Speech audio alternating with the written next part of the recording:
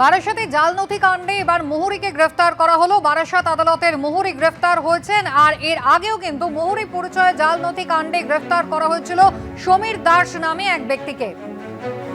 সমীরণ পাল, কথা বলবো, আমাদের প্রতিনিধি রয়েছেন আমাদের সঙ্গে এই মুহূর্তে টেলিফোন লাইনে। সমীরণ, এর আগে যাকে গ্রেফতার করা হয়েছিল তিনিও তো মুহুরী পরিচয় দিয়ে জাল নথি বানাতেন, তাহলে এখন যাকে গ্রেফতার করা হলো তার কি পরিচয়?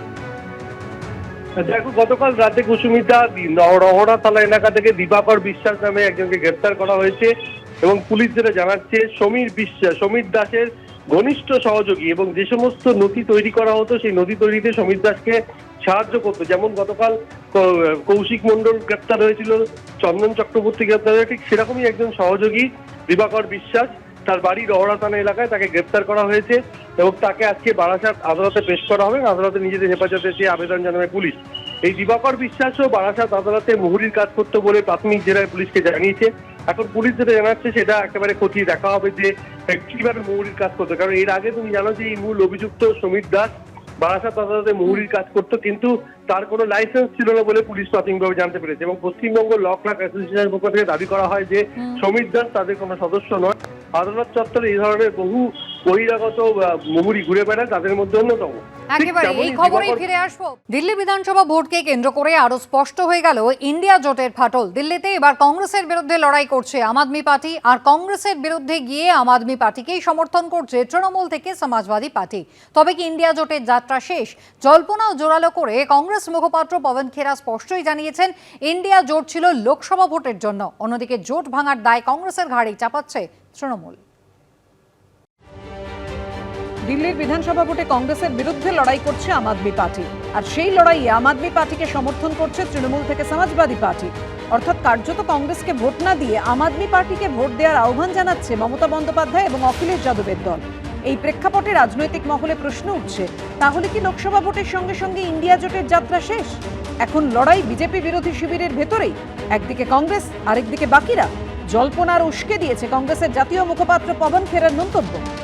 लोकसभा चुनाव के लिए था गठबंधन, बिल्कुल ठीक बोल रहे हैं। वो जो इंडिया गठबंधन था वो लोकसभा चुनाव के लिए राष्ट्रीय स्तर पे अलग अलग राज्यों की परिस्थिति के हिसाब से जो दल हैं, कांग्रेस हो या क्षेत्रीय दल हो, वो निर्णय लेते हैं कि हमें इकट्ठे लड़ना है या अलग लड़ना है।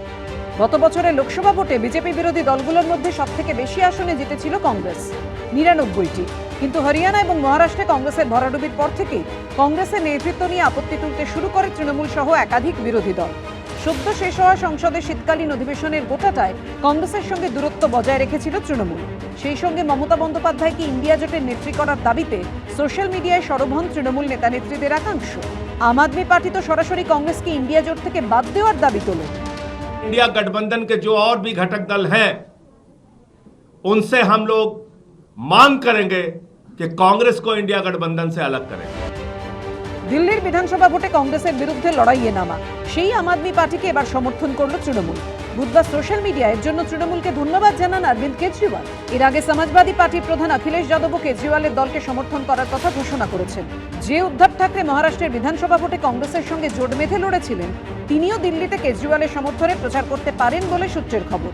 কিন্তু ইন্ডিয়া জোটে আচমকাই আড়াআড়ি বিভাজন কেন? সেই দায় প্রত্যাশিতভাবেই কংগ্রেসের উপর চাপিয়ে তীব্র আক্রমণ করেছে তৃণমূল।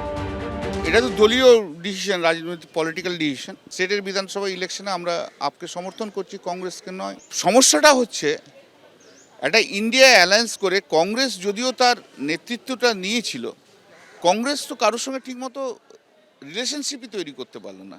কংগ্রেসকে বুঝতে হবে যে কংগ্রেসের দলগত অবস্থান এবং কংগ্রেসের মানুষের কাছে সেই গ্রহণযোগ্যতা সারা ভারতবর্ষ জুড়ে হয়নি যে কংগ্রেস দাদাগিরি করবে। কংগ্রেসের এই ইগোর জন্যই তো কংগ্রেসটা শেষ হলো। কংগ্রেসের ইগো, মমতা বন্দ্যোপাধ্যায়কে সহ্য করব না, কেজরিওয়ালকে সহ্য করব না, অখিলেশকে সহ্য করব না, এটা তো হয় না। পাল্টা তোপদেগে তৃণমূলের ভূমিকা নিয়েই প্রশ্ন তুলেছে কংগ্রেস। কে কি বলছে এটা কোনো বড় প্রশ্ন নয়। আজ ইন্ডিয়া জোট করলে তো হবে না, নিজেদের ভূমিকাটা ভাবা প্রয়োজন। প্রথম যদি ইন্ডিয়া প্ল্যাটফর্মকে কেউ না মেনে থাকে, 2024-এ 42টা আসনে প্রার্থী ঘোষণা প্রথম তৃণমূল থেকেই করা হয়, তো তারাই তো ব্রেক করেছে। সম্প্রতি মমতা বন্দ্যোপাধ্যায়কে বিরোধী জোটের নেত্রী করার পক্ষে সওয়াল করেছিলেন বিহারের নেতা লালু প্রসাদ যাদব। এবছর দিল্লির পর ভোট রয়েছে বিহারে, ফলে সেখানে সমীকরণ কি হয় সেটাও দেখার। কৃষ্ণেন্দু অধিকারী ও সৌমিত্র রায়ের রিপোর্ট, এবিপি আনন্দ।